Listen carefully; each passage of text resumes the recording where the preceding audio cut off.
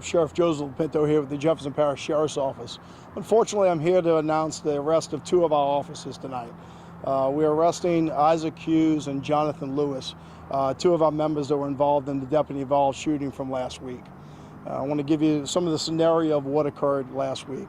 Around 2:15 a.m. on the 16th, our officers were dispatched to the 500 block of Wilson Street in Marrero. Upon their arrival, they were encountering a gentleman in front of a known crack house. They were there for the sole reason to really investigate a noise complaint from the next door neighbor. Unfortunately, this neighbor has been threatened by this group of individuals in a crack house for years to come, and she was being disturbed at that point in time. Mr. Daniel Vallee was in a vehicle in front of that location. Mr. Vallee was in a vehicle that had a switch plate. Unbeknownst to my officers at that time, was also wanted for questioning in reference to some thefts out of Plaquemines Parish and also in reference to an overdose investigation out of Gretna. He refused to cooperate with our officers, refused to cooperate with them for over 12 minutes. Our deputies on the scene, which included 5 total officers, were on scene. Not only did they ask them to get out of the vehicle so they could investigate the crimes that were there, plus the additional crimes that were happening or that he was investigating for, they asked him, they begged him, they threatened him, trying to get him to come out. He refused to cooperate during that period of time. The vehicle was running at one point in time, which he actually turned the vehicle off and locked the vehicle doors. Kept putting his hands up but would not cooperate and would not come outside the vehicle. After this going on for almost 12 minutes or so, Mr. Vallee decided to start the vehicle back up. That, of course, escalated the situation. Numerous of my deputies drew their weapons at that point in time, expecting them to try to take off. They begged for him to turn the vehicle off, to not put the vehicle in drive, to not put them in the situation. I can tell you, I believe without a doubt, they believed he was going to drive off at that point in time. Had one officer that was positioned directly in front of the vehicle, and another one that was positioned just off to the side in front of the vehicle also. At one point in time, Mr. Vallee drops his hands. When he drops his hands, he actually hits the horn on the vehicle. In my opinion, that horn, whether it scares my deputy or whether my deputy reacts to the shot of the horn, ends up firing his weapon. That in turn, the second deputy fired his weapons, reacting to that gunfire. I had both those deputies fired those gunshots in reaction to that. They both cooperated. We interviewed the non-shooters the day after that interview, waited for the autopsy to be conducted the following day, and then interviewed the other shooters on Thursday. We've gone back and forth through that. I can tell you their perception was that their life was in danger at that point in time. Unfortunately, the use of force in this situation was not justified. As much as I would love to be able to defend them, I don't believe there was any criminal intent at this point in time. We've had numerous discussions with our office, with our investigators, in order to try to figure out what is the appropriate charge. Let's face it, there's 4 things that could have happened today. Could have been a second-degree murder, a manslaughter, a negligent homicide, or a justified homicide. And we weighed them all out. And to be honest with you, I can make arguments for all 4. Our investigators really looked at the evidence that existed. None of them lied in their investigation. They came in, told the truth. The body cam video actually backed up what their statements were. It wasn't a situation where it was a gotcha moment. They came in and said what happened. Unfortunately, we just can't utilize the actions that they did and justify the use of deadly force. I think force was certainly justified. And unfortunately, this gentleman, Daniel Vallee, put them in a huge, highly stressful situation where bad things can happen, and that's what happened in this case. We presented a manslaughter warrant to the commissioner tonight for both of our officers, which was signed earlier today. Both of the officers turned themselves in to the Investigation Bureau and are being booked accordingly in the Jefferson Parish Correctional Center. They'll obviously have to defend the charge, and truthfully, as their defense, there is a defense here. We just believe that the level of force that was used justified the probable cause that existed in this case, and our detectives really did a good job of delving into those facts and making it happen. With that, y'all, I'll take any questions that you have. It's gonna be in a release that we'll give to you in a minute, but it's Johnathan Louis and Isaac Hughes. you ever determine at all whether Vallee was armed or had any? No, Vallee was not armed, and that was never the testimony. I mean, it was obviously armed with the vehicle, but the vehicle never made it to drive. I think the dropping of his hands where they couldn't see it, in connection with blowing the horn at someone that was standing 5 feet in front of you at the time, caused the reaction that occurred. But being armed was never I mean, obviously it was a potential threat, but it was never a threat that was observed. And Sheriff, how many times? Oh, I'm sorry.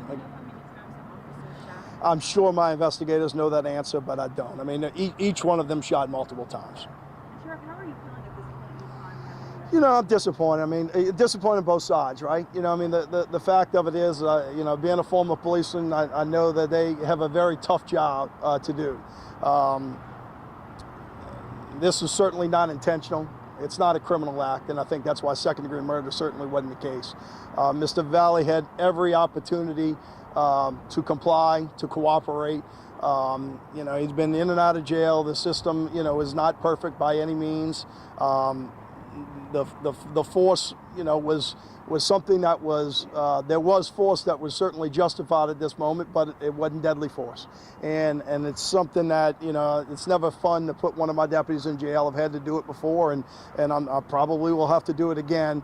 But you know that the remorse exists, right? You know, and it's whether or not probable cause exists. And in this case, we felt the probable cause did exist. It's never something that I want to do. It's certainly not what I want to do at, you know, 9 o'clock at night here in front of the Investigation Bureau. As I said before, you know, they've worked very hard over the past week and over the weekend to make sure we get this right. And you know, I'm proud of my detectives for doing the work that we do. And look, Jefferson Parish Sheriff's Office does a lot of good work out there. They're out there trying to make us safe every single day. This is an extremely unfortunate situation for all of them. You know, for the wife and kids of my deputies, and certainly the Vallee family that lost a loved one also. It doesn't take that pain away, no matter what it is. I think this fault that you can blame everybody, but we still have to be responsible for our actions. It's a criminal investigation. No, I mean, it will be released certainly, right? I mean, you know, with any type of criminal investigation, once the criminal investigation is complete, whether that's, you know, turned over to the defense in this case, I mean, it will be part of our investigation, and once that criminal investigation is over, it certainly will be released, but not at this time. I mean, I wouldn't do that for any criminal investigation. Body cams are a recent addition here. How much did they play a role in this determination? You know, I mean, you know, I knew that this is our first shooting with a body camera, but it's not our first shooting on cameras, right? I mean, you know, we've had cameras, you know, videotape our shootings pretty often. You know, one being in the Times-Picayune warehouse years ago, right? And so, you know, that's not something that's unusual in today's environment. What I thought was appropriate is the body cameras backed up the statements of the deputies. I mean, you know, it wasn't a situation where the body camera showed something different than the perceptions that existed. It's just whether that perception was accurate, you know. So, I mean, that's what it comes down to. So, I mean, it's always nice to have the body camera. I mean, but, you know, in this case, it obviously is a little bit different, but I don't think it's that big of a difference. We certainly had cameras from the next door neighbor's house, and you know, the facts backed up what was being said. So I mean, it's nice to have them by all means, and will certainly be part of the evidence. Does this become a teachable moment for the rest of the deputies? You know, I hope so. I hope so. I mean, look, tactics can always be better. You know, that's something that, you know, I wish, you know, look, you can always second guess it. You can always hindsight it. You can always sit there and say you should have, would have, could have, and been in a better position, a better place, or made different options. But those things happen quickly out there sometimes, and this is one of those cases that it happened quickly sometimes. You know. Sheriff, you mentioned that this was a known crack house. Jefferson been complaining for years that we talked to. Why haven't you shut it down? I wish I could. You know, I mean, look, I mean, we've had 130 something calls in the last year in that 100 block, not necessarily at that house. Have you arrested the guy that lives there? I don't know if we've arrested. I mean, well, let me put it this way. I think the night of the event, when we actually exited the house, there was 12 people inside the house, right? I wish I had the ability to take a house and you know, arresting is one thing, but when they own the house, that's our biggest problem in narcotics, because I don't have the ability to take that house after the fact, right? I wish I had that ability, and I wish the legislature would do something to allow that to happen. You know, let us seize the house that has become a problem, you know, put it in code enforcement. But if we don't have any code violations, the most that I can do is arrest individuals when we have it. So we certainly have made cases there in the past. I'm certain we will certainly make cases there in the future. You know, I mean, it's just, you know, that's a problem that exists, and I wish I had the answers. And if y'all want to go sit out in front with a camera every single day and film it, it's a problem, you know, but we've got 400,000 citizens that we have to try to account for on an everyday basis. And, you know, I wish I had the ability to sit there and shut some of those things down. Look, I can't prevent all crime, you know, and I feel sorry for the neighbors that are around there, because we'll get called out often and often. We'll make the cases, but we're still bound by making the cases that we have probable cause to make.